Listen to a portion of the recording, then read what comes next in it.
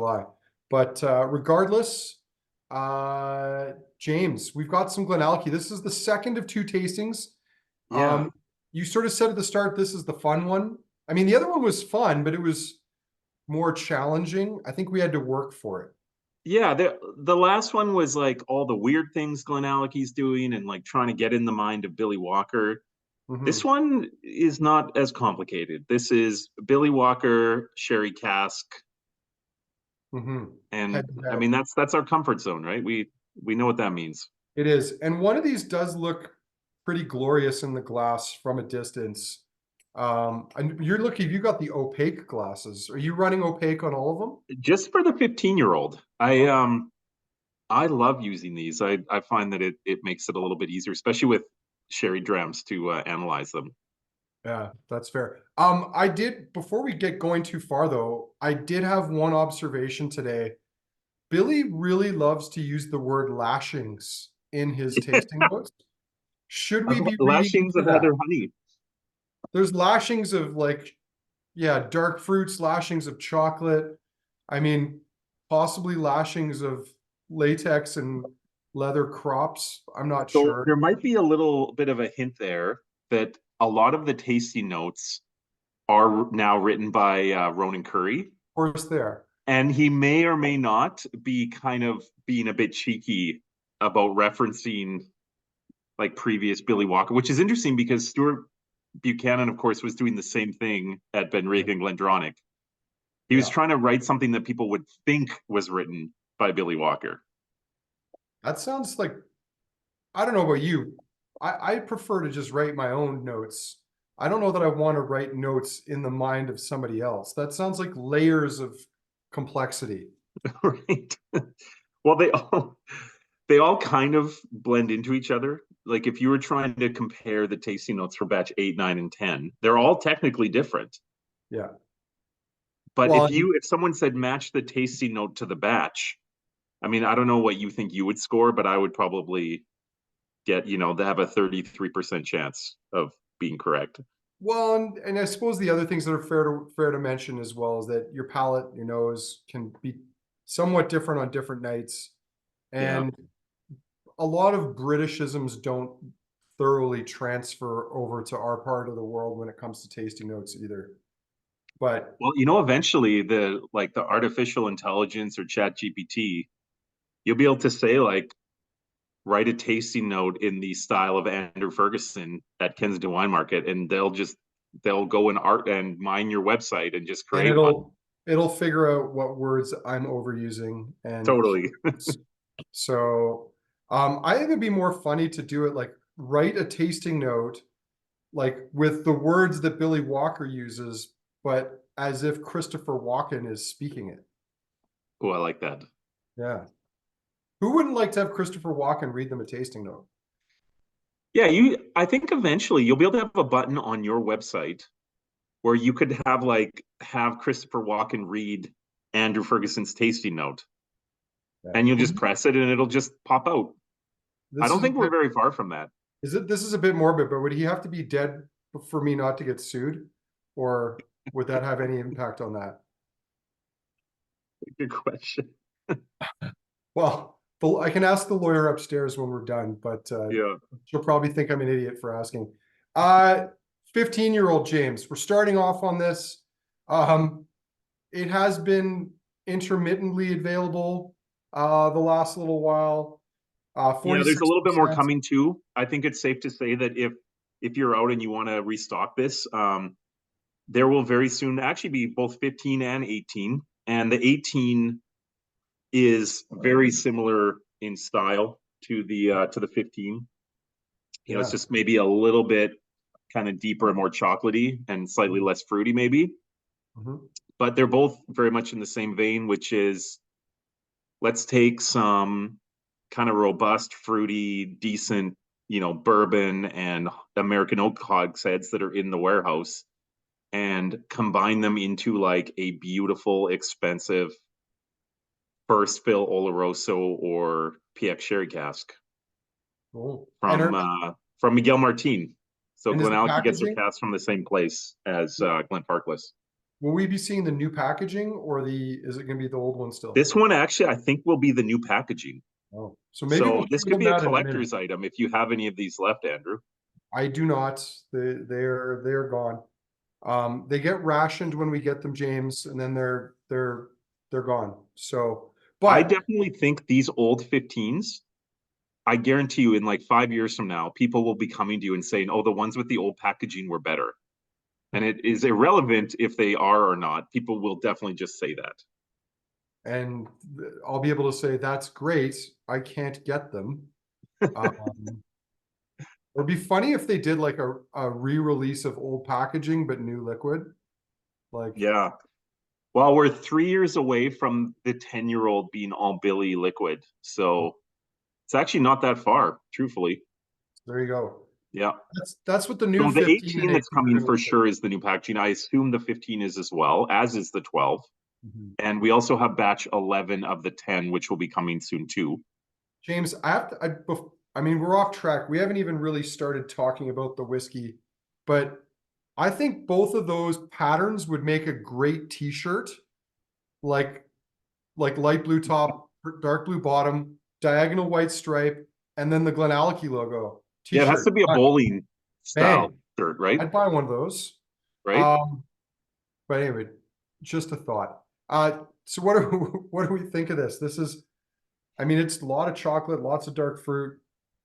Yeah, this is classic. I remember when the first 15 came, and it was right around the time that the 12s had started to get a lot darker.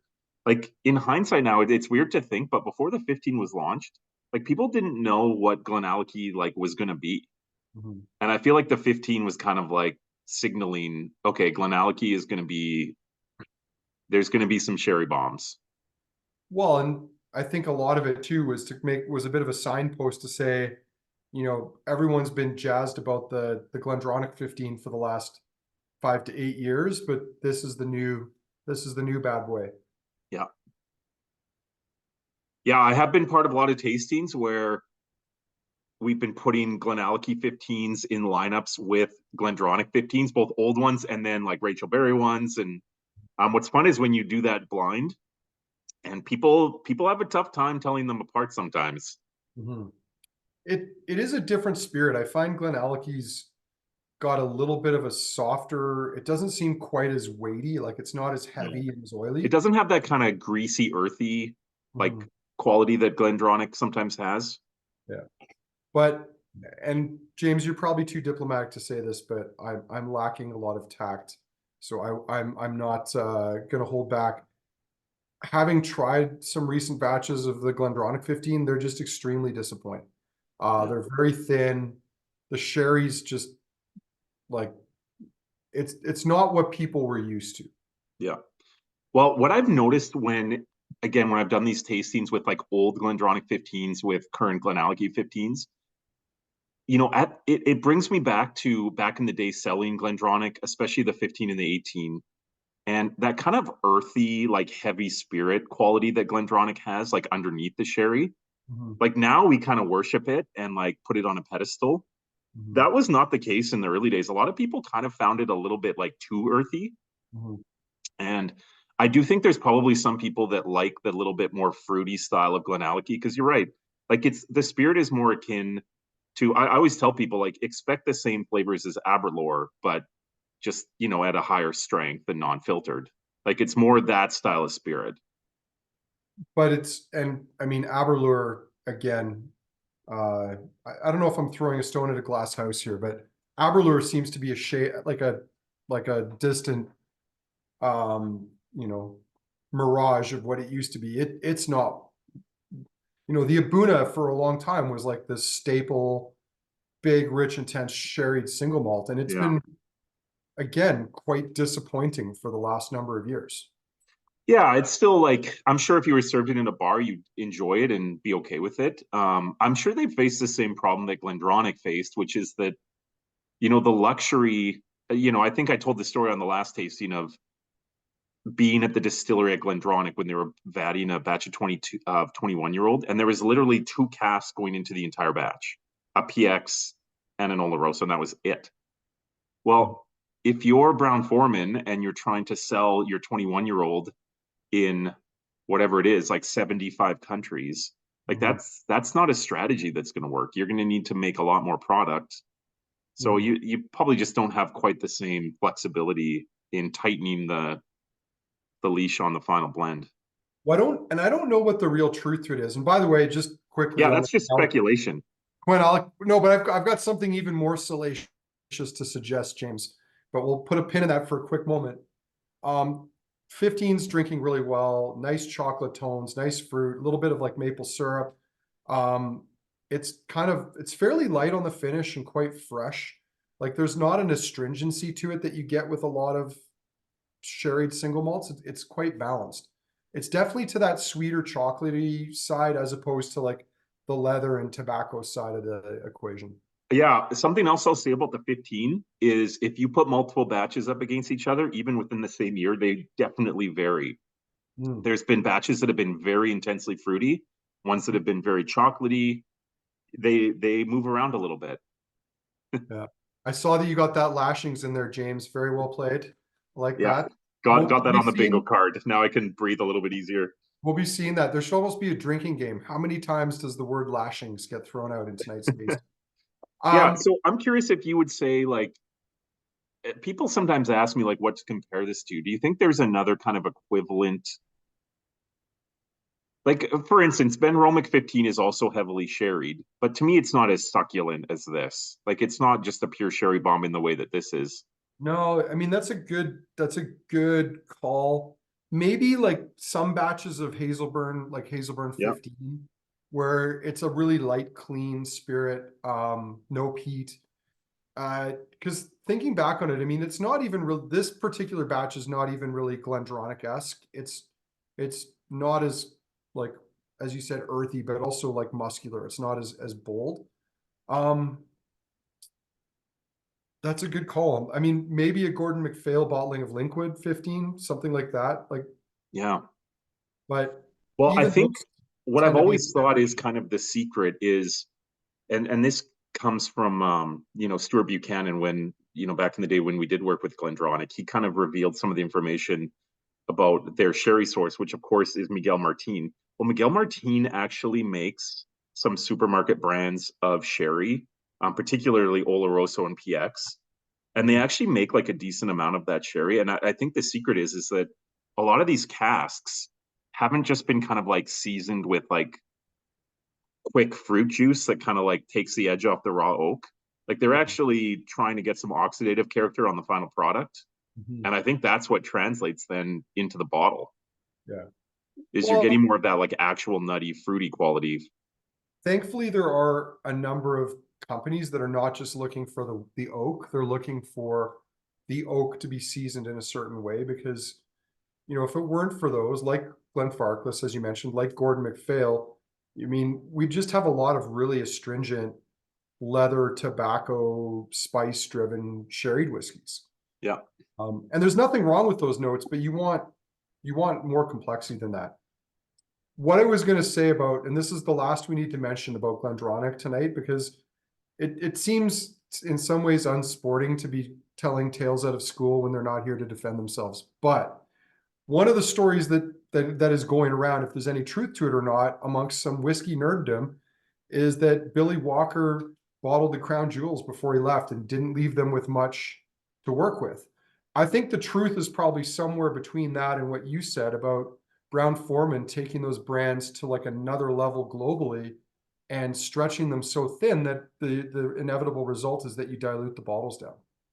Mm. They're not as Yeah, those crown jewel casks probably are still going in the batches, but there's just probably also casks that aren't crown jewels also going in those batches. yeah. No, and we've seen a lot of, I mean, lackluster single casks come out, partly Mhm. because again, they're trying to, I'm not even really sure they have a sense of what's there or what to do with it. They're not really taking it. I mean, look at what Brown-Forman is. It's a huge bourbon company. Most of what they do is a fairly entry level or mid range bourbon, and applying that to a brand where a guy was hand picking the gems and putting them out as one offs. Yeah. I mean, those two business models don't really work well together. Yeah, it's a good question. I mean, having had the great fortune of, wandering with Stuart through the warehouses there and like picking random casks, my impression at Glendronach was that there wasn't a lot of non-jewels, Hmm. but who knows? Yeah. Well, I have great memories there, but we won't dwell on that too much. So Yeah. Should we go on to the 21? we should go on to the 21. This is probably why everyone's here. Just get it over with early here. And before I forget, because I forgot about this with the Compass Box tasting, uh, we have bottles of this, which we will be selling sort of by ballot, but really more by email me. But don't do it now. I've got an email programmed ready to go at 8:30. And if you want a bottle of this, you can reply to it. And essentially by 8:30 tomorrow morning, if you haven't replied, you won't be included, and I'll just draw names from amongst those people. But James, what can you tell us? This is batch 4, GlenAllachie 21-year-old cask strength. Yeah, and what I love about this is it's got that nice. Now, I'm always suspicious about the strength of these because if you've been tracking them, they're suspiciously close to each other. And the 30s also from batch to batch. Like it seems like they're all like 0.1 or 0.2 apart from each other, but they all have a slightly different number, almost as if you could track the batches just by the ABV and that someone has like pre-thought that out, Huh? which, yeah, coincidentally, you might remember that happened at Glendronach occasionally, Yes. um, with the cast strength. So, I mean, really, this is just a stronger and more mature version of the 15. Much like the 15, this would have almost certainly been casks that were not sherry put into sherry, Mhm. which I mean that is a difference from Glendronach for sure. Sorry to drag that back into it, but I remember the first time I did a tasting with the 21, and someone told me that there's kind of one dominant note in this whiskey, but it's a really good note. Yeah. Um, so Sid commented, I think he didn't, he did it just privately to me, but was comment, oh, there he put it to the whole group, was that the viscosity of it was quite evident. I mean, it is cast strength, so we're expecting, it should be a little thicker, a little bit richer. Um, I mean, James, it's interesting. Maybe there's a connection there between the strengths. It could just also be like you're going to lose a certain amount when you're re-racking casks, Mhm. racking them down from bourbon to sherry. And these are also whiskeys that are at least 21 years of age. Um, it it's it is somewhat one-dimensional palate-wise, but Totally. it's very pleasant. Like Yeah. it drinks very well. Lots of Well, like it's dark not fruits. lacking in concentration or length, Mhm.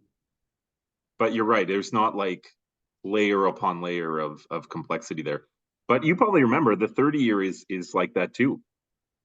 But it's, oh man, it's very, very drinkable.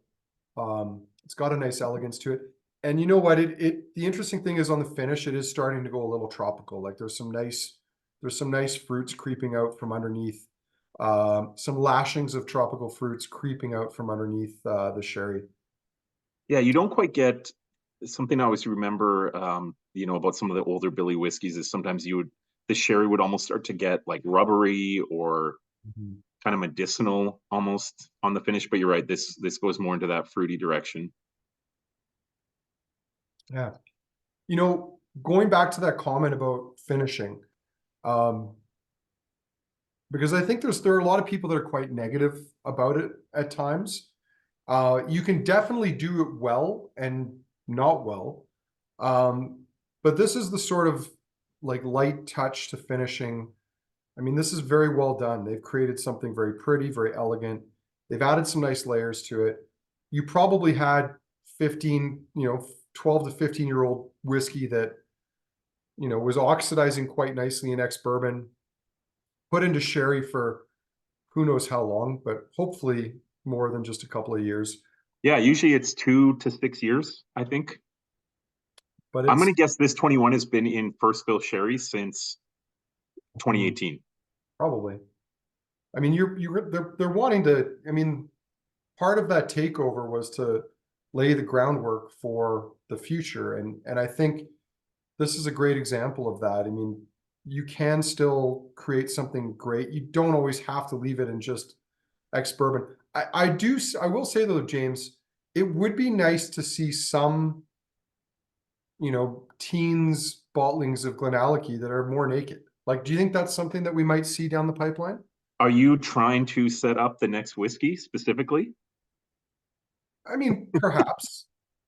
We don't need to rush too soon, but I mean, even just like straight bourbon. Like, do you think we might Right. see like a straight ex bourbon or refill bourbon GlenAllachie? Well, I admit this might, stir up some controversy, but I have been offered single casks, Hmm. even like refill bourbon barrels as single casks in the market, Mhm. which of course some people would be very excited about. I have resisted that. I do think that one of the challenges when you're, and this is what I learned working with Ben Riach, is we really confuse people with what Ben Riach was, and we brought all these fun casks in and all these interesting things, and people were kind of left with this impression that they didn't know what Ben Riach was, Yeah. and noticing how well received these sherried GlenAllachies were, I kind of want to keep it that way. Yeah. No, I totally get it. I mean, the other issue too is I guess it would also depend on price because you're not going to get the people that want, like, that's the sort of product you're not targeting towards GlenAllachie fans. You're just targeting it to people who want a good whiskey. And they're probably not going to pay a premium for a refill ex bourbon bottling of it. Well, another thing, and Jeff's asking why. I think what you might see that is actually more exciting to me in some ways is like an older, maybe like Gordon MacPhail GlenAllachie from Refill American Oak. That to me would be a little bit more exciting. Mhm. Um, yeah, I guess Jeff. The other thing is that I don't feel super confident that a lot of those old bourbon barrels at GlenAllachie were actually are great, and we have had some cast samples, and they haven't been really thrilling. Now, then again, we've had some not thrilling sherry samples too, Mhm. but I guess we will see them eventually. There is no doubt, but I suspect it'll be once you start seeing like 10-year-old Billy liquid, Yeah. then I might get a little bit more excited about a 10-year-old American Oak. Well, like the first batches of like Ben Riach 10, where it was the Yeah, they were like a batch. big step up, right? Yeah. Like right around that like 2014, 2015 when you started seeing the like Billy distilled stuff and it was like a noticeable step up. It's going to be the same with this. I'm sure Mhm. the first Billy distilled 10-year-old even will be like, noticeably kind of different on the palate. Well, Certainly. I mean, he's created a different spirit. I mean, once Yes. that transition starts to trickle out, I mean, the funny thing about all this in the brand building is he in a way is building a brand that is destined to change. Yeah. Because the future of it is going to be different from the past, Yeah. and um, probably for the best. That 21 drinks really nicely. I think it would be a dangerous bottle to have open because it's one of those whiskeys that you could happily enjoy and not overthink. And next thing you know, you're a couple of big glasses in. Yeah, it's interesting. Probably the two most desirable whiskeys from GlenAllachie in the last year have been this and the Mikeltor Turbo. Could not be more different from each other in terms of how they drink. Well, the turbo was such a revelation, and I don't know what I was what I was thinking we would get from it or what to expect, but it certainly did not disappoint. Uh, all right, PX, James. I think that's where we're headed to Yep. next. The first Yeah. of two single casks. So again, I know there was some sadness about not getting GlenAllachie single barrel bourbon, but really these next two casts are kind of a way for us to kind of address this idea that there is other GlenAllachie out there without like going super divergent. So how this happened was we kind of went a couple of years where you probably remember after your cask, like we weren't even offered single casks of GlenAllachie at all. Mhm. And then last year we got offered some, and the price had kind of gone up a little bit. And of course, like the demand, they kind of told us like, look, we'll do it for you, but we don't really have sherry casks to offer because they were so strapped. Like they've kind of caught up now a little bit with the 12 and the 15, and they're ahead of the game a little bit more. But at this time, which was like just over a year ago, they were still in a tough spot. but they said, you know what, we might be able to get some interesting stuff that's like not those sherry casks if you want to try that. And I kind of thought, you know what, it might be time to do something like this, and then just kind of splitting them across the market a little bit, like having some in BC, having some, in Alberta, Saskatchewan. So that's what we But did, and we not found two. Ontario or Quebec, as Jeff has pointed out. Yeah, yeah. I don't think about them. I Way to really rub it don't. in, Jeff. Yeah. So one that stuck out to me in particular, and we had kind of asked about this, was, do you have any casts that like haven't been re-racked? Hmm. Something that's naked. Like this is a pre-Billy Walker. So this is a refill PX. I think it's a hogshead that Mhm. was chosen because of its quality, that it didn't need to be re-racked. And this is something I didn't even know existed. And certainly I haven't seen, any of the other single casts that have come out that had this type of a character to it. So I was right away after we tried it. I knew we had to have this. Um, well, I mean, what did they acquire? 40,000 casks when they bought the distillery? Like, 50,000. Yeah. so even if they were re-racking 10,000 casks a year, which would be a tall order, um, there's got to be some naked casks kicking around there still. Totally. So I felt like this showed off the GlenAllachie spirit a little bit more. And the sherry's still there in how it's built, but it's not, it's not yelling and shouting over top of the spirit, which is nice. No. Yeah, there's a nice spice to it, kind of like some macerated raisins, but you're seeing some other tones in there, like some lighter fruits like orange and apricot. It's got a nice soft nose to it. And I think Yeah, you're Sid's seeing, mentioning how it's light. It's light in color and in flavor profile, but in terms of the intensity and the length, like it's pretty intense. Like it's pretty stuffed with flavor. yeah, that's a big, thick, sweet whiskey. Mhm. Again, lots of raisins, like apricot jam. Um, yeah, there's some nice fruit tones in there. I think people would judge this perhaps a little too harshly without even trying it because it is fairly pale. When you see the word PX, I think a lot of people just assume right off the bat, okay, it's going to be dark and rich and intense, but this is not that. It's quite balanced, quite soft. Um, but as you said, it's not lacking character. Yeah, basically, if someone said that, you could go and find like a naked pre-Billy Walker GlenAllachie cask, and if you were to describe what that would look like this is what you would describe. Mhm.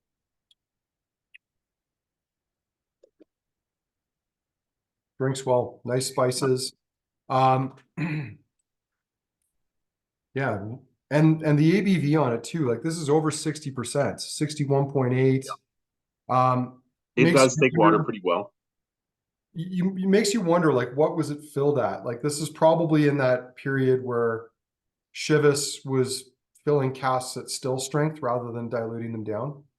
Yeah, a little detail at GlenAllachie, and you'll notice this in a lot of the single cask samples, and even in the 10-year-old.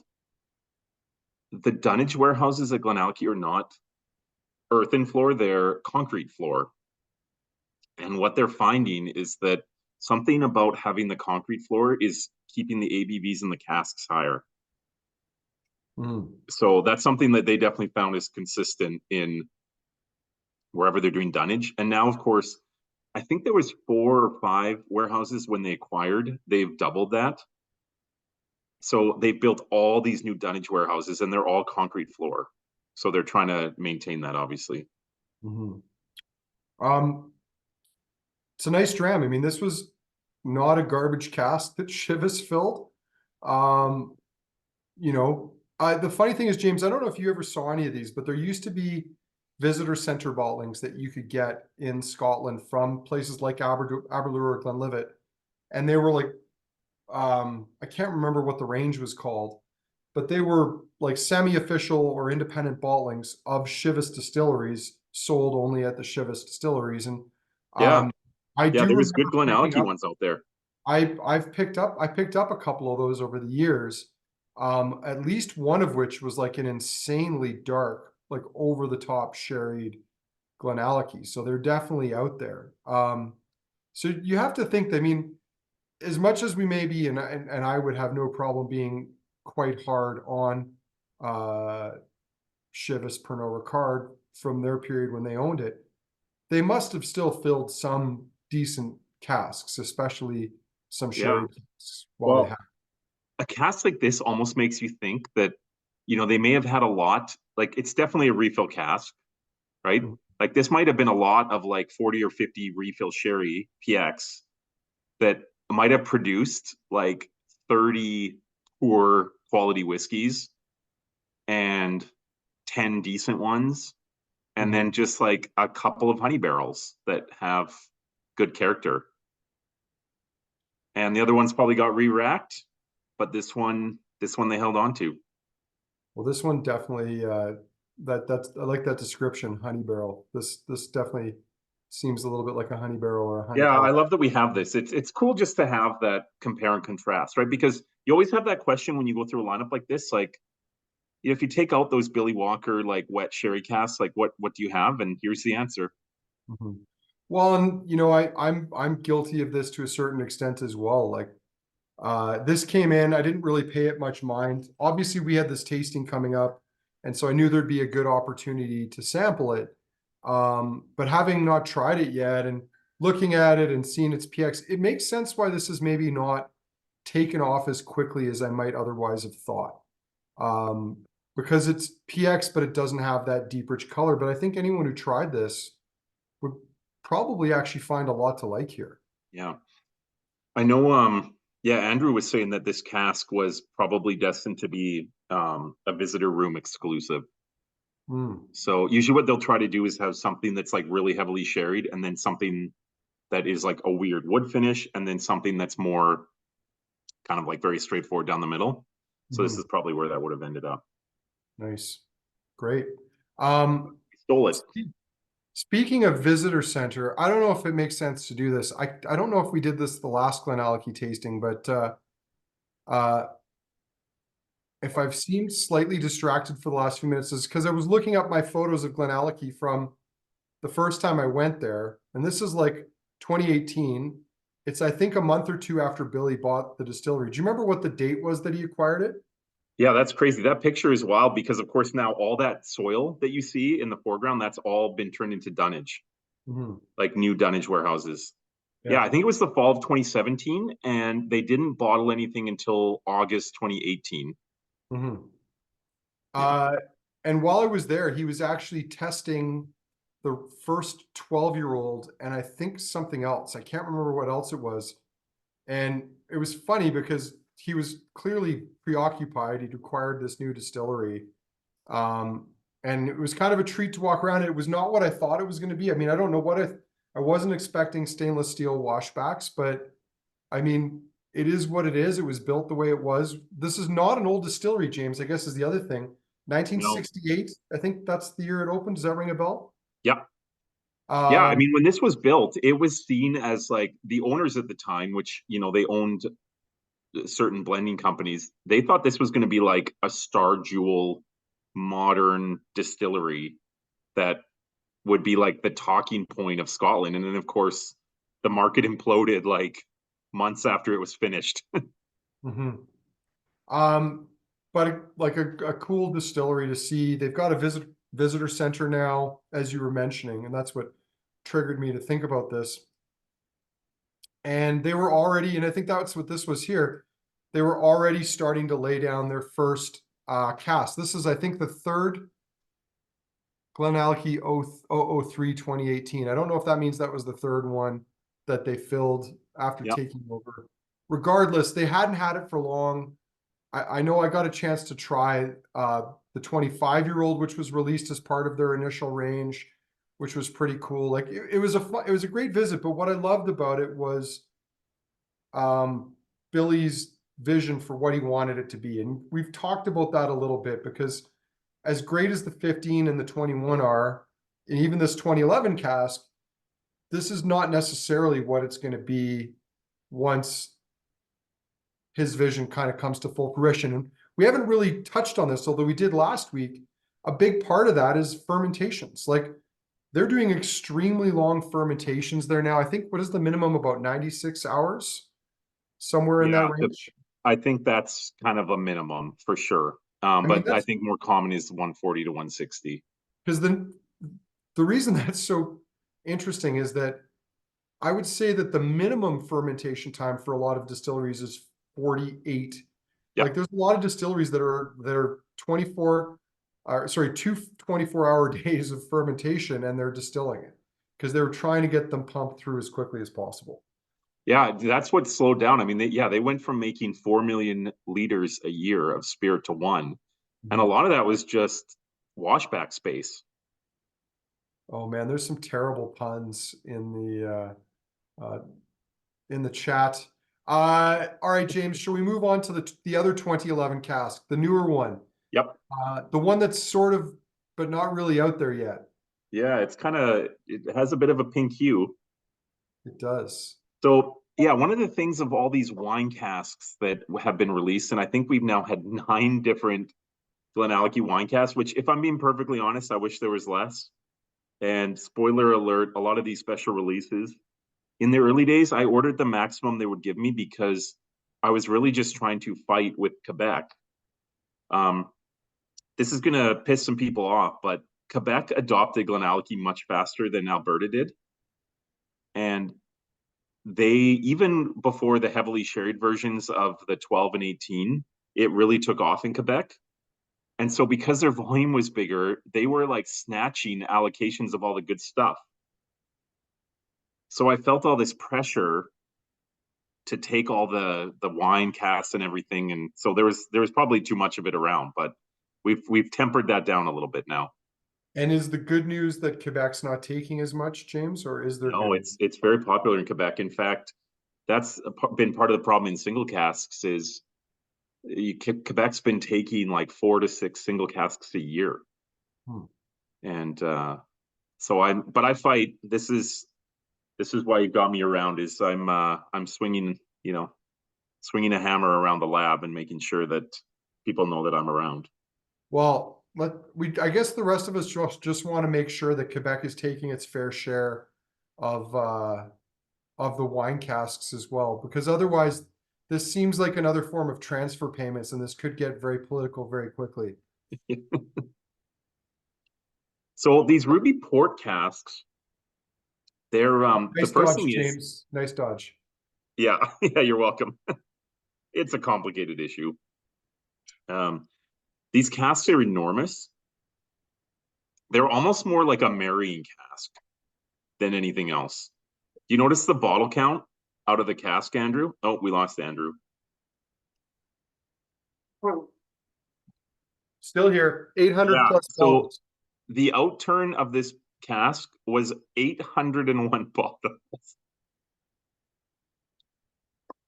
So part of me thought, you know what, I could appeal to Andrew and say this could be the biggest outturn cask ever in Alberta history.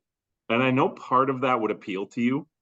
There'd be a part of your brain in the background that would be like, you need that, Andrew. You need an 800 bottle outturn cask. I don't think the biggest one we ever did was definitely a Glendronach. Yeah. And it was north of 600. I think there was a couple that were north of 600. But yeah, as much as part of me and my ego would be like, yeah, you need this, the rational part of my brain would be like, you Mhm. idiot, it's a port cask. Don't do it. Yeah, I definitely, we specifically chose something here that's like filled with that like strawberry lemonade character that Ruby Port casks always give. It's fun. Yeah, lots of wine influence. Something I noticed, we tried a bunch of these Ruby, they have a lot of these Ruby Port casks. And something that they definitely seem to do, they seem to bring in that like jube fruit candy um character into the whiskey.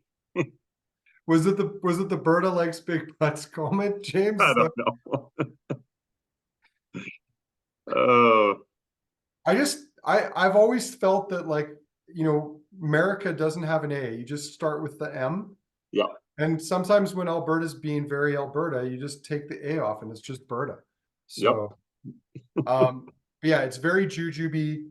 There's some, I mean, very dunnagey, some nice chocolate notes. Yep. So yeah, and much like the PX, like we wanted something that was still like very full bore, full throttle. Mhm. And boy, is this ever.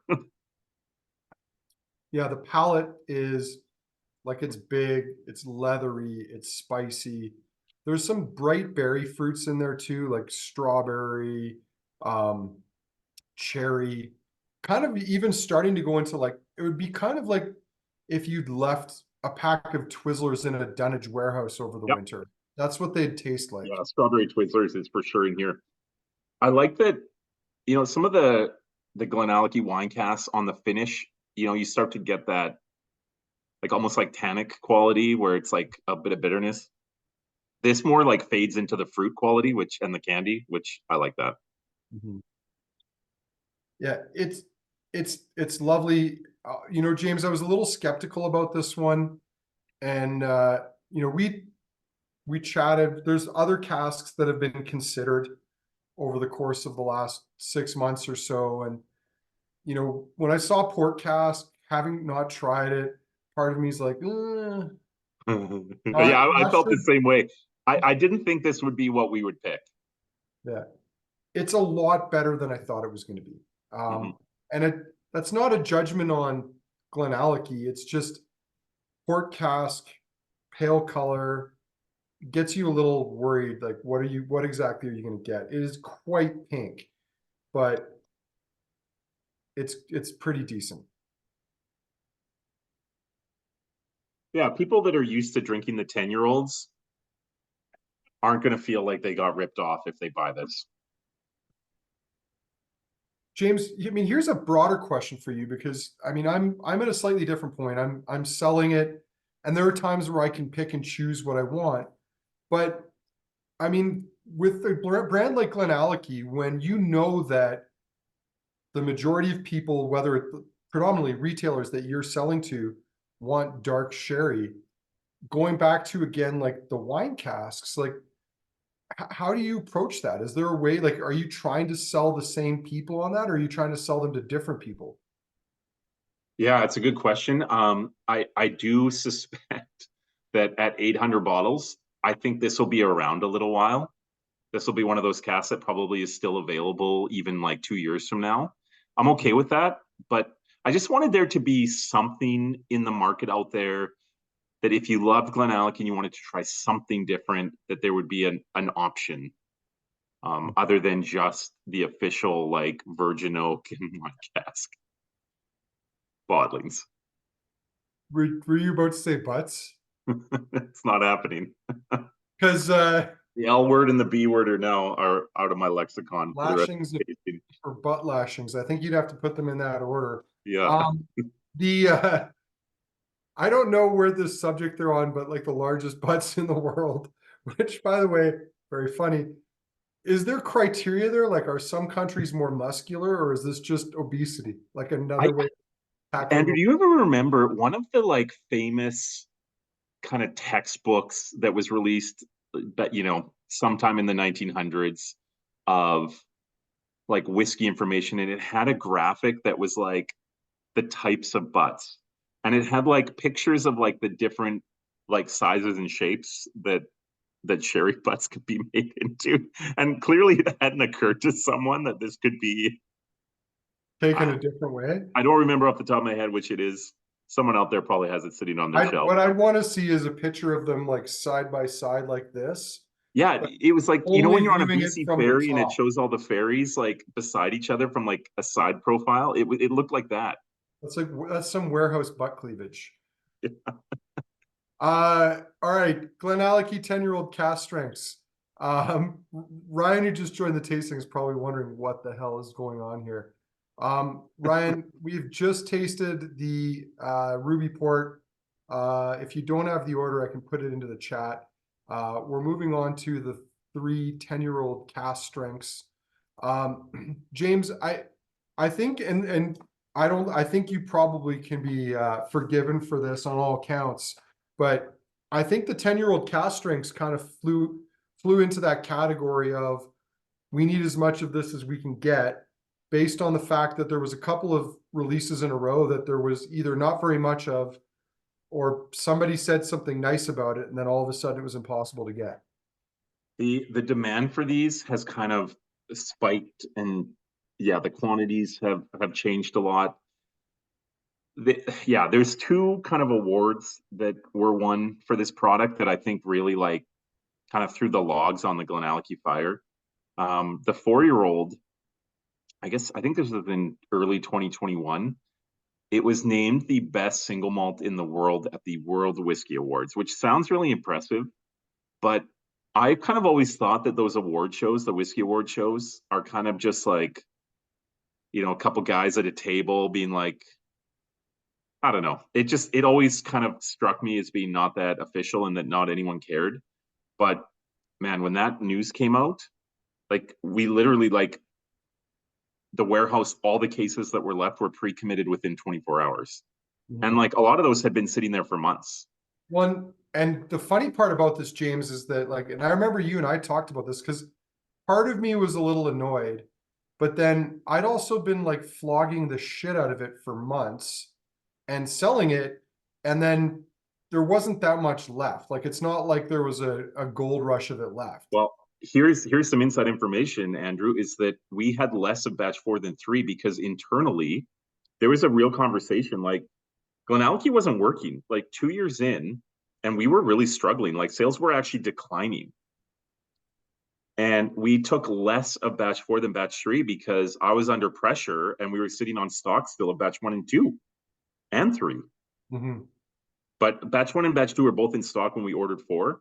So I was basically told to skip a batch. And I said, no, we'll bring it in, but we'll bring less. Mm-hmm. And we got lucky. Yeah. Well, and I believe the backlog was cleared as well. So Yeah, it was all gone. And even off shelf, it was gone all but of a then sudden. I think the problem was then batch 5 was like rationed. So there Yep. was like very little.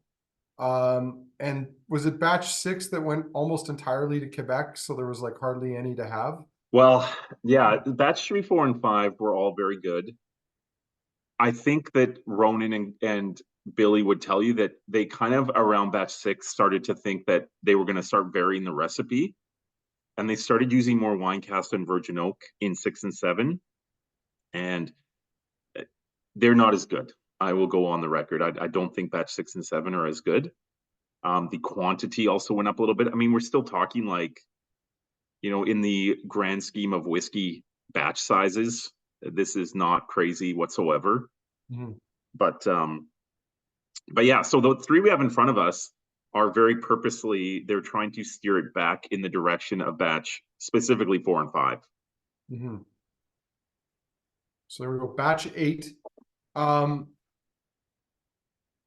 So we've got 57.2%, 10 years cask strength, matured or I suppose we should say or finished in Oloroso PX sherry, as well as Rioja and Yep. virgin oak casks.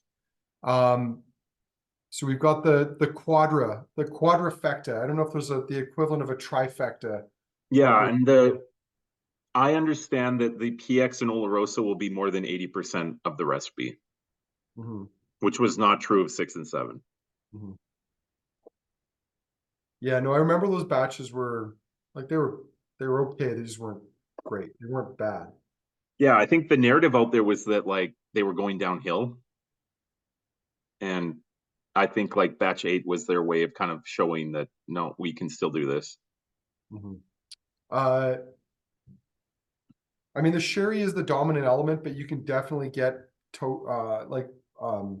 shades of both the virgin oak as well as that earthy, little bit of tannic wine tone too. Yeah, the goal here was very much Billy had this idea that Aberlour's cask strength bottling that was about this age, that there was an opportunity to create something that kind of harkened back to early batches of that product, Mm-hmm. and that he could specifically kind of capture that mind space. Like this was a very purposeful thought process. Mm-hmm. So his thought was get it more like full on in the sherry quality, like have it a little bit more intense and thick and gooey, and then put a 10-year-old age statement on it. And, if they can accomplish those two things, even Mhm. if it's not spectacular, we've done something that people are going to want. Well, and that the virgin oak is such a nice touch to it because it adds this, it's sort of, I know this word gets overused. It sort of elevates the whole like mouthfeel of it because you've Yeah, got this nice layer of vanilla and honey underneath. And then on top of that, you can layer on some chocolates and fruits and spices and even a little bit of like peppery, leathery sherry or wine tones as well. totally. Drinks So well. this batch 8 did generate some buzz too. I know a lot of people on the call will know the former Distill brand ambassador who runs the Whiskey Explorer now, Mike. He kind of created the an award program of his own that he wanted to be based in Canada, and there was kind of a big blind tasting system that he did with reviewers. Were you involved in that panel or anyone at the store? No, no. No.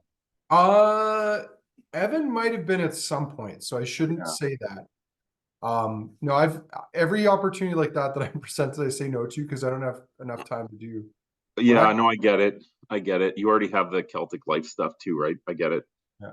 Um, and so, anyways, the first edition of this award was last year, and yeah, he called me after the results were in before they were announced, and he's like, "You're not gonna believe this, but GlenAllachie 10 won the same award that the Batch 4 did, like the best in show basically in our awards, and that was chosen blind, which I think says a lot about the Canadian palate.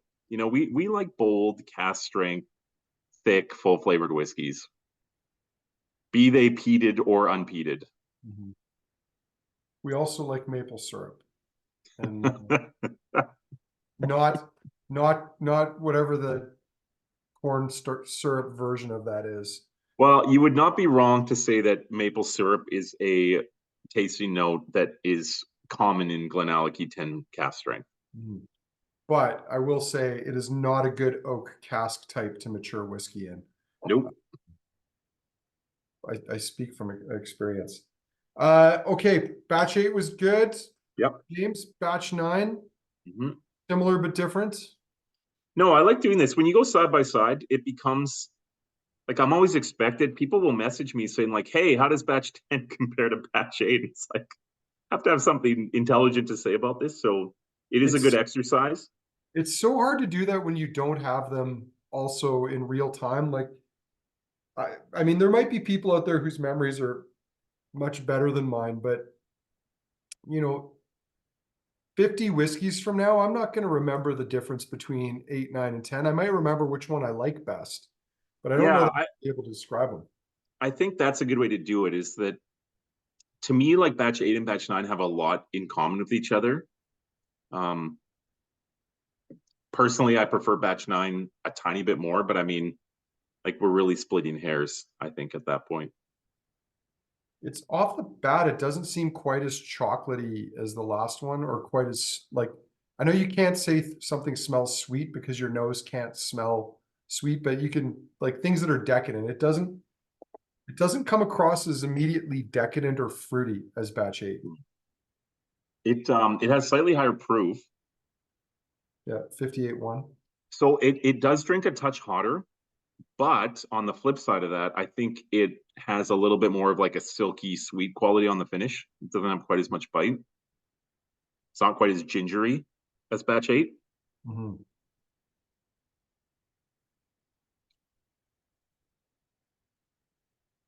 So yeah, I think batch 8 has a little bit more muscle to it. Batch 9 is a little bit sexier. Yeah, batch nine's got more spice. Like this is the one that's out late partying with friends and rolling into work smelling like the night before the next day. Yep.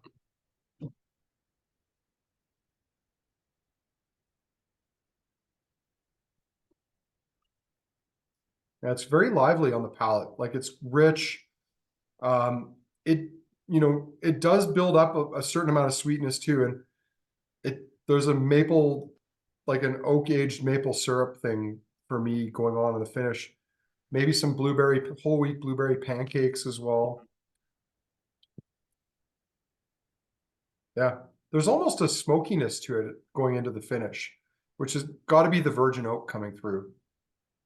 Yeah, something I recall seeing there. There's a lot of virgin oak that's Mhm. crossing the paths at GlenAllachie. Now I think a lot of the Meikle Tour is going into virgin oak, but they're Mhm. getting all these virgin oak casks. They have this supplier that's based in Eastern Europe that is getting them like Mongolian and Ukrainian and Russian and Hungarian virgin oak. And they're doing this part as an experiment. And they're bottling some of those separately, but a lot of it is just they feel the quality of the wood is good. And I think a lot of these casks, they're getting kind of like a first fill, like a splash in the virgin oak. And then the second fill is perfect for like more of a longer term maturation because whiskeys like these have kind of like taken the real heat off that first fill. And now Mhm. you've got a cask that's probably going to be good for 20 or 30 years of like good filling quality Mhm. without imparting quite as an aggressive character. So there's a lot of micromanaging Mhm. happening Um, for stuff Really like this. quickly to answer a question that was posed, are both batch 8 to 9 from seasoned sherry casks? So, um, short answer is yes, but the longer answer is that I believe batches 8, 9, and 10, which we're going to try in a moment, are all a combination of whiskeys finished in sherry and PX, as well as virgin oak and ex Rioja wine casks. They all have a similar recipe, but different ratios. Yeah. Yeah. They would be similar for 8, 9, and 10. For sure. The ratios would be similar. Um, yeah, I think it's safe to say that GlenAllachie 10, most of the whiskey would have started life in either a refill or first fill bourbon barrel. Right. Yeah. But again, It's been moved. to go back to the whole thing we started talking about earlier, you mean there are companies that finish things because they know that people will buy them if they're darker and they're richer. I think there's something a little bigger going on here. This is the style that Billy wants GlenAllachie to eventually achieve. And when you buy a distillery with maturing stocks that, like most distilleries, are predominantly filled into refill casks, and you want it to be something different down the road. In the interim, you've got to make some changes. And I mean, it's the same thing that he did with Glendronach, even Ben Riach to a certain extent. And it's a recipe that worked. So yeah. Well, long term, there's kind of this unique benefit. Like, okay, if you're taking some, just average quality spirit well, it could be good spirit, but it's an average wood, and Mhm. you rack that into these great like first fill sherry, PX or Oloroso casks, and you're thinking like, okay, you're just putting a bunch of makeup on it.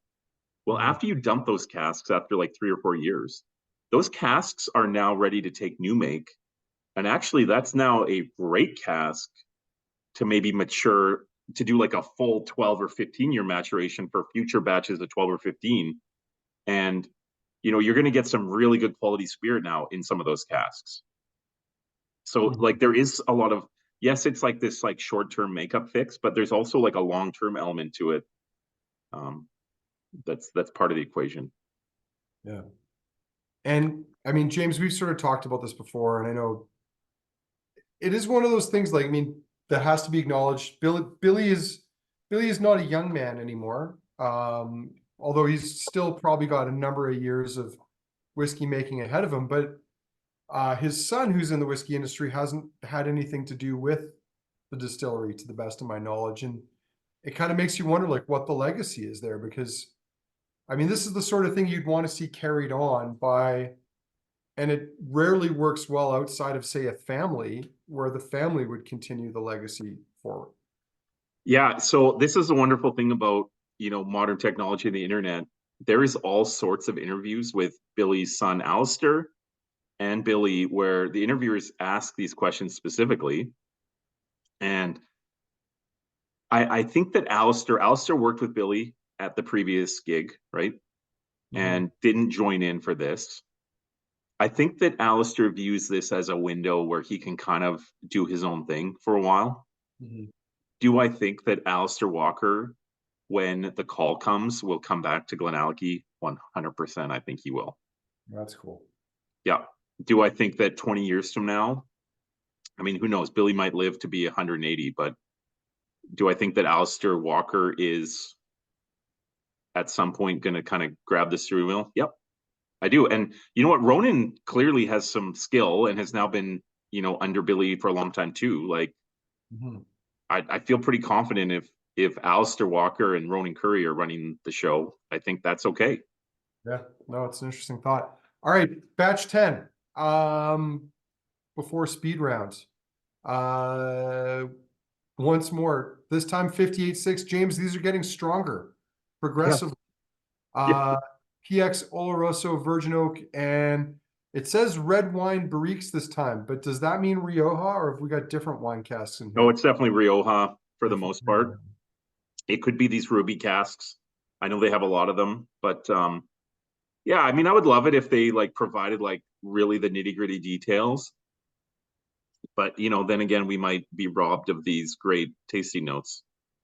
I mean, like Waterford level, like exactly how many casks of which type and from which winery, and Yeah, I always thought the perfect compromise was Compass Box, but yeah. What do you do? Indeed, what do you do? I mean, I guess there's a level that you need to do to sell your product, and then there's a level above and beyond that. And the question is, where is that sweet spot? Yeah, I think something to remember here too is that maybe this 10-year-old, if you're like a really hardcore enthusiast that was most excited at the end of the night by the two 2011 single casks, the 10-year-old probably isn't really for you.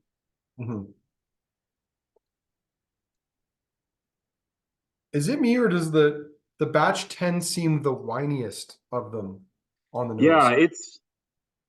Yeah, batch 10 to me reaches a little bit towards batch 6 and 7 without going fully that way.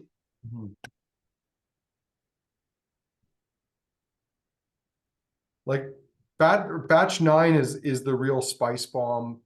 Batch 9 is the kind of soft, gooey, fruity one, at least just on the nose.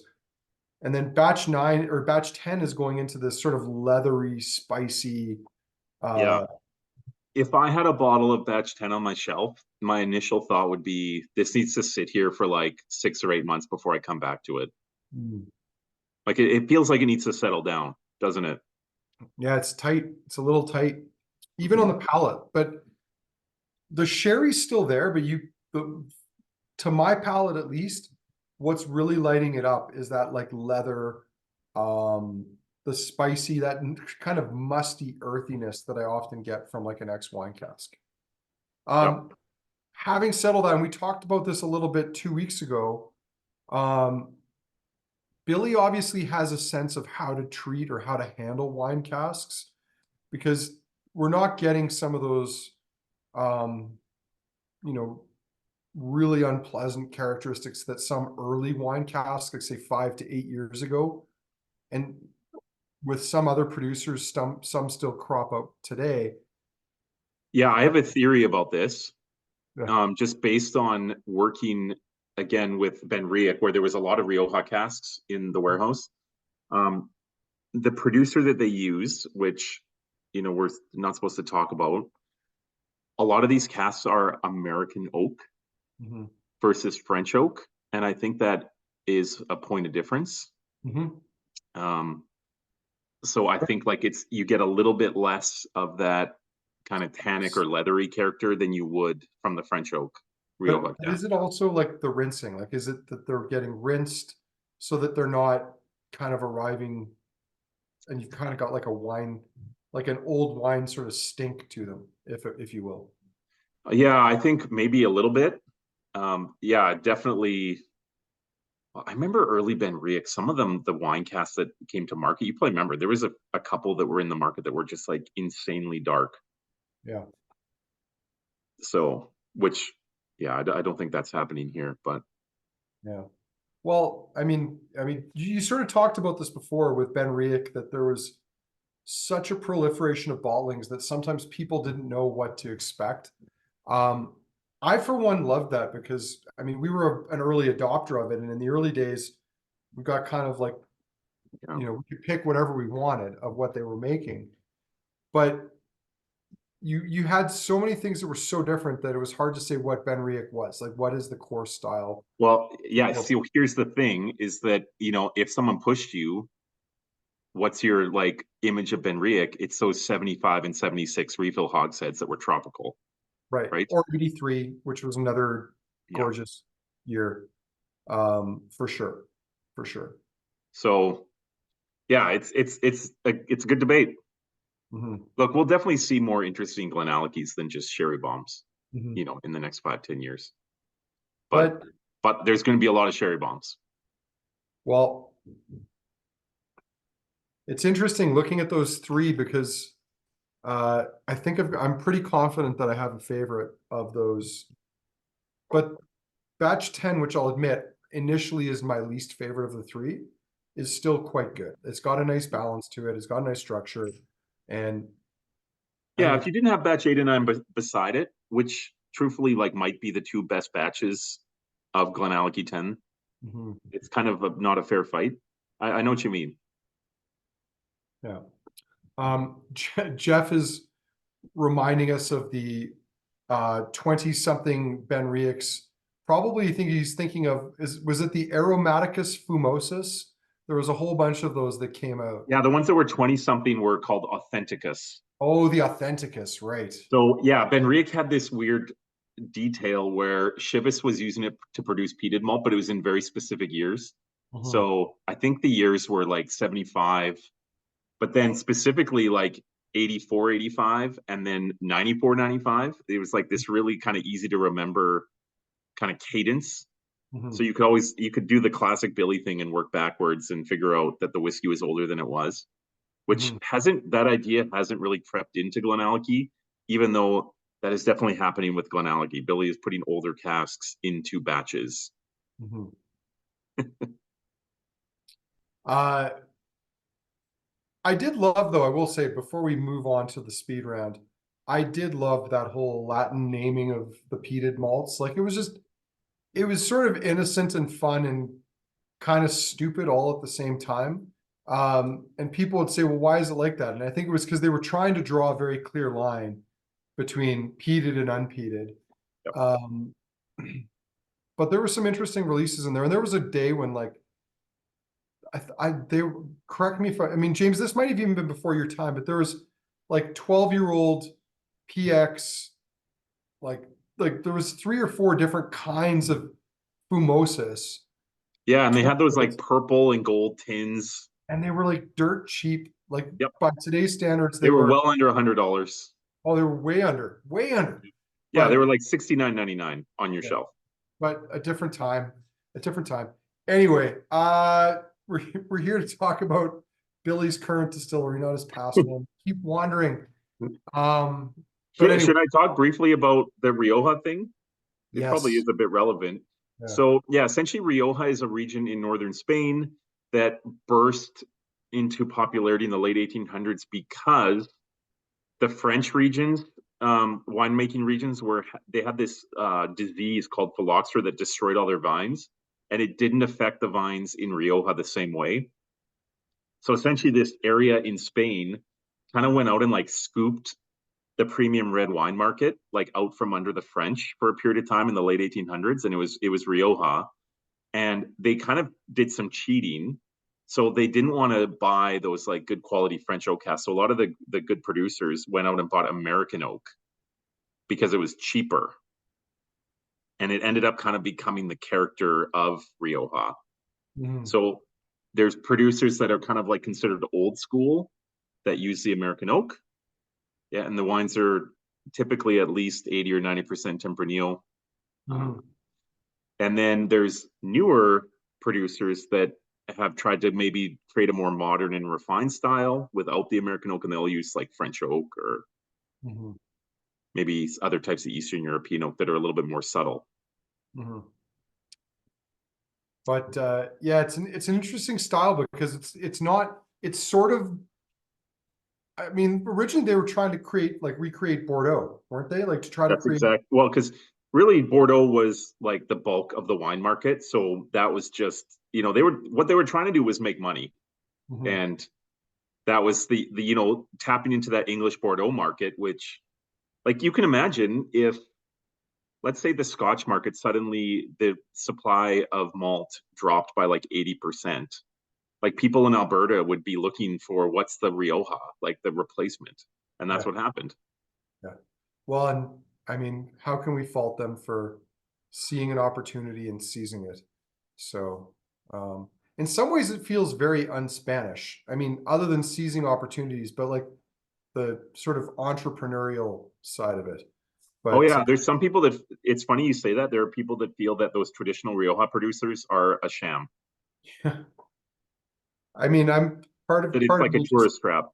loves the I love that side of it because you got to admire people that see opportunities like that, and even if they know they might not last for very long, they just take advantage of them while they're there. Yeah. But all right, speed round, James. Back Yep. to the 15, which is going to look different and Well, it should looks be, really fruity now. a polo shirt with those colors, and then like a GlenAllachie thing, but without a wanker dude on a horse with a polo mallet. Careful what you wish for. We're Yeah. gonna make this happen. Well, the long wanted and never yet realized Kensington Wine Market smoking jacket at some point is going to have to actually happen. Um, Even if it's a very, very limited run. Well, do you want the purple, the blue, or the burgundy, or the green? You know what? To be totally honest with you, I kind of feel like it needs to be yellow. Has anyone Okay. ever done a yellow smoking jacket? Like No. we've got a very specific Pantone of yellow as well. I just don't know if it'll work with my complexion. Um, I am not a fashion person, so I don't know the answers to these questions, but my sister-in-law is. I really want to make this happen now. Yeah. 20, Yeah, the 15. oh, yeah, 15. I just drank it. I didn't even think about it. First of all, I can totally understand why people love this stuff because holy cow, it goes down easy now. We didn't talk about this when we were there, when we went through it the first time, but batch variation is something that I really love, especially in whiskeys like Springbank. And it's something that I think people have come to embrace over time. And maybe we don't get the opportunity to think about this quite as much with GlenAllachie 15 because we just haven't seen as much of it, or it's been so tightly rationed in recent years. But um, if what you're saying is true, that there's these kind of reasonably large swings in style, like I would love to try a bunch of those because that's something that I really like. I like to see variation in whiskeys like that. Companies not trying to pretend that it's going to be the same thing every single time. Yeah, I'm going to be honest. There was one batch of 15 after being at a tasting where we tried like four different batches, and then I went out and tried to find more bottles of that batch, and it's like, what am I doing? We all Yeah. get bitten by the bug sometimes, and One, that's a little bit like the supposed batch of Yugadale yeah, when of they course. came to Canada that people still get really, really hot and bothered about. Yep. I bought the last bottle at the John B pub of that batch. Uh, 21 year Okay, old. 21. Mhm. It's interesting. It doesn't taste as just kind of fun and easy as it did the first time around. I would say it's gotten more complex. There's some like vegetal kind of notes. Yeah. Also on the palate. But it's got a nice balance to it, nice weight, nice mouthfeel. It's sherried without being over the top sherried. Um, and I mean, I suppose that's something that Billy and or Ronan and possibly Ali down the road are gonna have to keep an eye on is if you're using like more and better sherry casks, how do you produce whiskeys like that don't just become over the top sherried? Like how do you retain a level of balance to them? Well, I think the way to think of this is like the Glendronach 21 obviously was ubiquitous. Mhm. Like that's the plan. I know right now, like the GlenAllachie 21 is this like trophy that people, go in ballots to get. 10 years from now, I don't think that's the case. I think it's something you go out and just get when you want it. Well, like the sound of that. Yeah. Jen saying whiskey is so sexy. I'm assuming she means this one. It works both ways, Andrew. Yeah, it does work both ways. And then there's talk of leather tassels and a whip and scabbard. But anyway, PX 2011 PX cask. You know what this reminds me of is like there's so much funky fruit It and is. This is an old school like university wine and cheese platter, which is basically just grapes and like supermarket cheeses. what it Like, was reminding me of is back in the day, like working in as a bartender at restaurants. And sometimes at the end of the day, like there'd be the garbage bin that just had all the food in it. And it had like steaks and French fries and old cheesecakes. And it somehow smelled good at the end of the night. And you kind of hated yourself for liking it. But oh, you're like, oh, that kind of smells kind of nice. I hate to say it, but this kind of tastes like that on the palate. Yep. I mean, Yeah, there's a lot going on. yeah,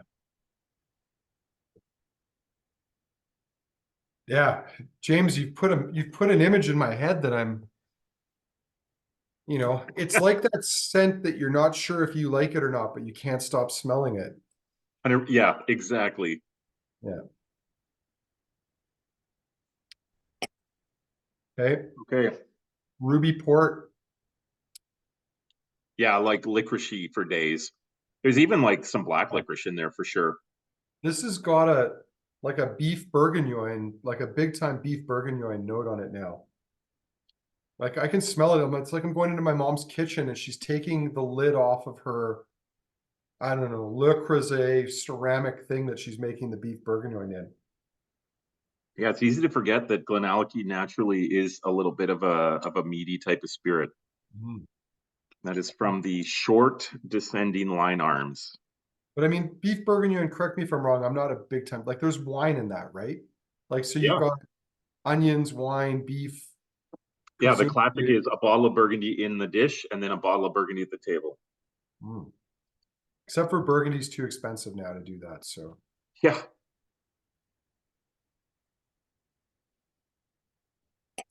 yeah, it's very, very fruity on the palate. Mm. It's not quite as beefy on the palate as it came across on the nose. It's a little bit grapey, a little bit of chocolate. Yeah, it's an Yeah. interesting little single cask. Hmm. Uh, all right, 10-year cask strength. I feel like I need a quick Yeah. palate refresher here. All right, batch 8. Okay.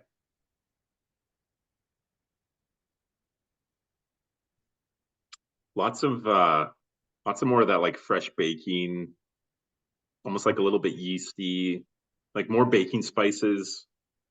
You know those like phyllo pastry appetizers that come frozen that Yep. you put in the oven? It smells like those. I'm not sure what it is that I'm getting on that. Maybe even a little bit of spinach.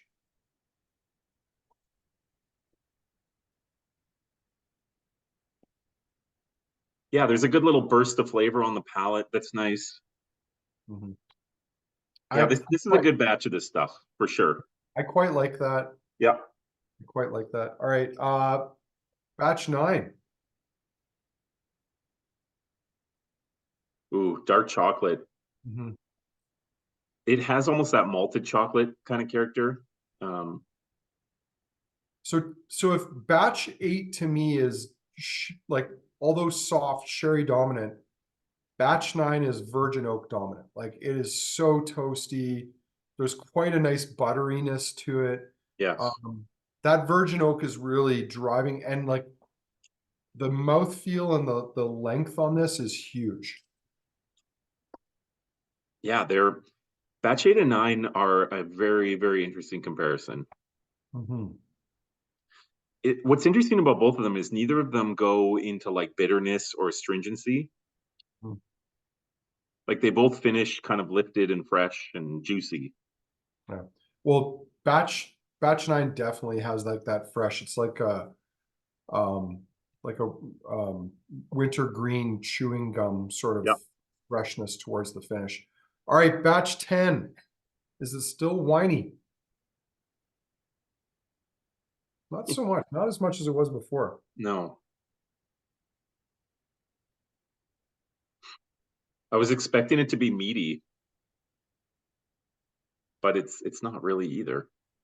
It's it's kind of got this interesting balance of the sherry and the wine. Nice fruits from the sherry, but it's kind of spicy and a little bit leathery. So, I mean, the simplistic way, which my simple brain is craving, being a simple person, is the 8-year-old softer and sherried. The 9-year-old is really toasty, driven by that virgin oak. And then batch 10 is more towards the wine, but with a bit of sherry in there as well, too. That's my summation of them. And I'll probably forget it tomorrow, and I'll Yeah. have to ask Evan to go back and look through the video to see what I said. Because I don't want to have to do that. So I'm gonna have to Yeah, ask someone else to go do it. they're different enough though that it's like it's not impossible to eloquate how they're different from each other. Mhm. But in the grand scheme of things, is it worth chasing one batch over another? I don't think so. Yeah. They all drink well. They're all at a price point where I think they're still decent value. Obviously we've seen that and a lot of other numbers, James, go up over the years. Yeah, they're not. They were in the initial batches were like almost a steal. It's not really that anymore.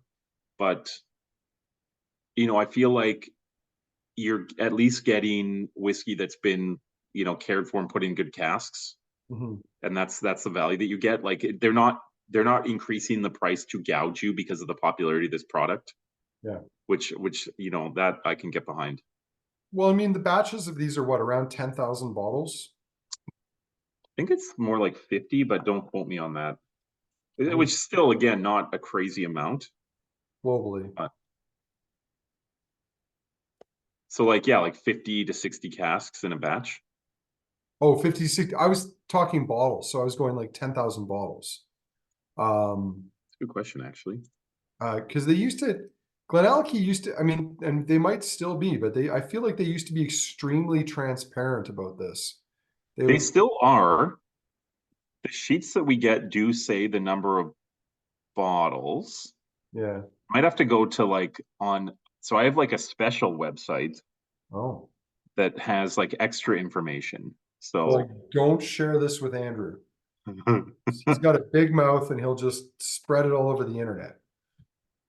I love Andrew. Andrew to me is like the GlenAllachie has a certain culture, and I don't know. I think like anyone who falls in love with Scotch, especially if you kind of have this image in your head of like who you would want Mhm. curating the Scotch business. It's people like Billy and Andrew and Ronan. Mhm. I find it very easy to get behind those guys. Mhm. Like Um, Andrew's a rugby guy. yeah. Just so people aren't confused, we're talking about Andrew Mustard, not Andrew Me. Yeah. Um, I could see where there could have been some confusion there for a moment. Um, all right, I'm gonna fire up the poll. Um, James, Evan often has a cheeky question. He does not have one tonight. I know, right? But I think if he did, it would be like a selection of what is the most commonly used Billy Walker tasting note. I mean, that could have been a fun digression. I mean, people like write in your own. That would have been fun. Write in your own favorite overused Billy Walker tasting note. I think the second one after lashings for me would have to be sultanas. Sultanas Yes. used to be in there a lot. Can you think of Yep. another one? Heather Honey for sure. He puts in a lot. Yeah. Yeah. I've had Heather honey. It is a thing. Um, I just think of it as like kind of a floral honey, but yeah, hard to say. Favorites, James. While people are voting, your three favorites. You get three. Yeah. So I probably my favorite is the 2011 PX. There's Mm, just I don't know. I find that very charming and just interesting and just different. mhm. Um, Number two would be the 21. Yeah. Number three would be 10 batch 8. Oh, you because I I think know I switched. I've had them side by side many times, but tonight to me the 8 shows better. I always think 8 and 9 are fun and they're fun side by side, just like batch 4 and 5 were a fun side by side. Um, but yeah. yeah, that's my thought today. I'm sticking with it. Okay. Uh, I'm going to go a slightly different direction, though not that different. I mean, it's hard for me not to pick the 21 as my favorite because it's just it's in a different league. I But know what you mean. uh, if I were to exclude the 21, then my favorite would be the batch 8. Uh, the 15 is my second favorite just because it's very easy drinking. I liked the profile of it tonight, and if I had to pick a second or a third, excluding the 21, uh, it would probably be that PX cask. I think that's kind of interesting. I liked all of the cask strengths tonight, but yeah, damn, that 21 is pretty good. Incidentally, by now, you should have received an email with instructions for how you can put your name in to acquire a bottle of the 21. There are only 4, and when they're gone, yeah, oh look, an email. And it's not from Andrew Mustard, it's from a different Andrew. But yeah, James, this was a great range tonight. Uh, I don't think there was going to be any surprise about that. Yeah, it met and exceeded my expectations. Both the casks, both those 2011 casks, I think are lovely. I can also see why they were bottled for the market. I mean, I think they would have been tough for a retailer to bottle, uh, Yeah. because Yeah, there was a lot of internal debate over these casts, let's put it that way. they're not something that I think would be easy to just put on your website and expect them to vanish. This is something that people are going to need to romance in for both of them, but they're lovely. And I think they kind of add to the story of uh, GlenAllachie. So I'm going to end the poll here. Everyone who can has voted. I'm going to share the results. They are not surprising. Here we go. Round 1, GlenAllachie, 21-year-old with a commanding lead. But James, you might like this. Look at this. The 2011 PX cask uh, ties with the GlenAllachie 10, batch 8, and You know, batch Andrew, I knew this 2011 PX cask would be a little bit of a storyteller and would create a little bit of a buzz around it because it's the type of thing that Albertan drinkers like. It's 10. Mhm. different, it's funky, it's bold. Yeah, it's lovely. And there you go. Round 2, it's a bit more spread out, but the PX is neck and neck with the 21. Everyone gets a vote tonight. I think that's kind of nice to see. It's definitely reflects well on the brand that there was nothing here that disappointed. Um, and Jeff is disappointed that there wasn't more love for the port cask. The port cask was good. It just, it's a tough crowd tonight. It was a much tougher crowd. If that port cask had been in the last tasting, it might have shown better. Um, Yeah, if you poured it at one of your festivals, it might, if it was sitting on the end of the table, I think it would grab a lot of attention. well, the good news there is one of those coming up in 2.5 weeks. So we'll figure something out for that. But yeah, great mention. Now, James, anything else people should be keeping an eye on or Yeah, I can tease a few things for sure. Um, First of all, I kind of mentioned that some of these products are kind of catching up to their stock, and the first one to do that is the 18. So the 18, which has been very allocated, um, I think for at least for a few months here, starting right around kind of middle to end of May, GlenAllachie 18 is going to be something you can just go out and get. wow. So you're going to see your allocation and be like, "What? Did I get the whole allocation?" And no, The that's just answer, the allocation. it'll just be Quebec forgot to reply send. Well, there is a bit to that for sure. I think we've been able to scoop some, which is good. And the same is true of the 30, which is coming at the end of the summer. Mhm. So you're going to be able to just go out and get a bottle of 30.